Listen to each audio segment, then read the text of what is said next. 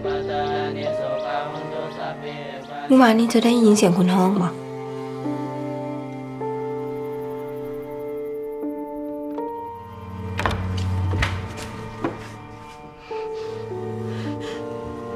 มันเหงาหลายใดนับตั้งแต่เริ่มตาบอดเมื่อหนึ่งที่ตื่นขึ้นมาคือโลกหน่วยนี้มันแคบลงนับตั้งแต่เสียสายตาคิดว่าเห็นภาพหลอนตอนที่มาดามบอกถึงเลขนั้นมันหมายความว่าตั้งไหนเลขหยังอยู่ได้แก่364ฟังอีกทีนึง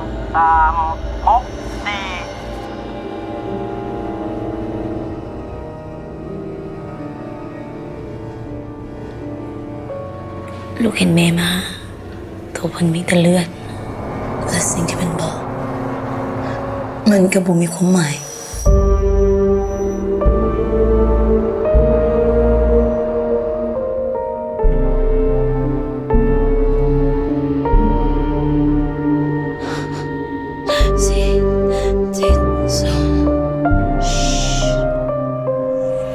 หลับตาเพราะอย่างนี้ละมันจบละ Sabaydi, my name is Mattie Do, and I'm a Lao filmmaker here in Vientiane.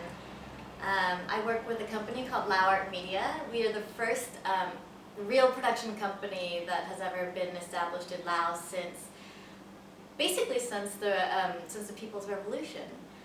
I'm really proud to meet everyone and excited to talk about my new project, Dearest Sister, or in Lao, Nong Hak. I'm the only woman who's ever directed a feature film in this country, so a lot of cool things are happening now.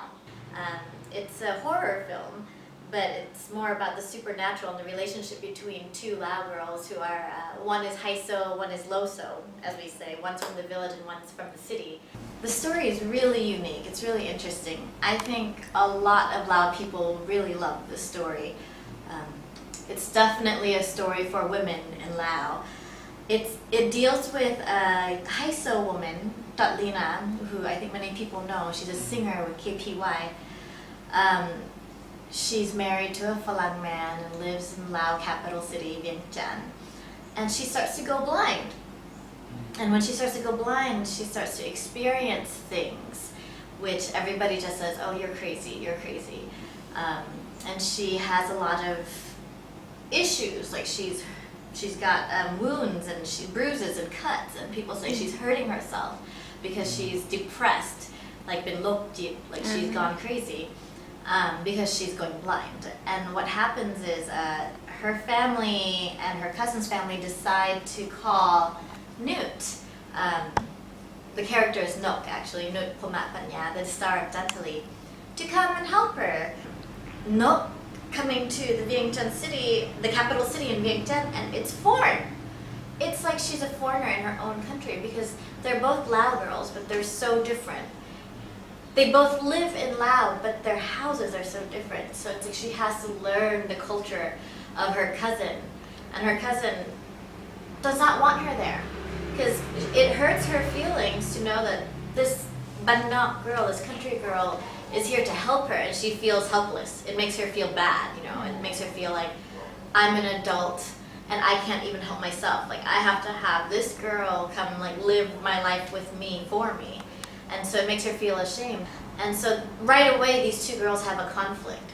But the more they get to know each other, the more Nok understands that the things that Anna is seeing in her blindness are not so straight.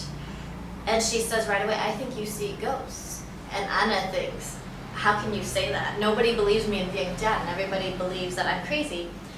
And it actually works because our people in the country still are very superstitious. And so when she tells Anna, no, I think you see ghosts when you're going blind. And that's normal because in the country we believe that when you lose one sense, like your hearing or your seeing, you can gain another, like a sixth sense. And so then they start to come to an understanding of each other, and Anna realizes I can talk to this girl about my deep feelings and it's okay. And this Banok country girl is there to help Anna when she needs it. But whenever Anna has an incident with the ghost, whenever she has a haunting with the ghost, the ghosts tell her numbers.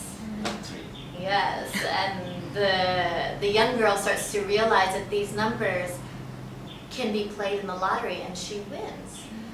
So she doesn't try to search for a deeper meaning. Anna tries to search for a deeper meaning of those numbers, but the girl starts to gain from her cousin's affliction. So when her cousin is having a difficult time, Nok starts to gain, and they start to tear apart again. So it's really an interesting story about Lao society and our deep inner desires and the things that Lao women want, and about these two very different Lao women and how they come together and how they become torn apart in life.